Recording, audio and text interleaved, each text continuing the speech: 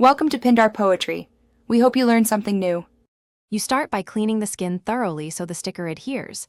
This removes oils that block color transfer. Once clean, pick the correct sticker shape and trim any excess to match curves. Now peel the backing slowly and place the sticker, aligning any symmetry with the limb or hand.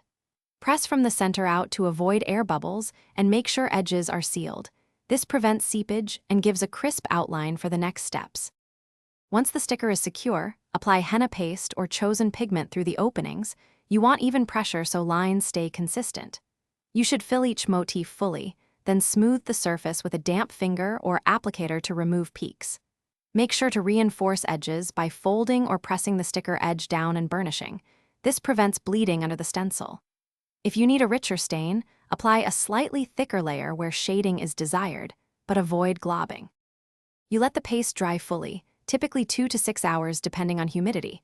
Once tacky, seal with a sugar lemon mix to lock moisture for a darker stain.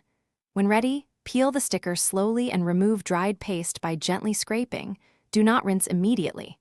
After removal, avoid water for at least 12 to 24 hours and apply oil or balm to protect the developing stain. If color is faint, remember, heat and time intensify the dye. Gentle warming. Thanks for watching. Consider subscribing if we helped you.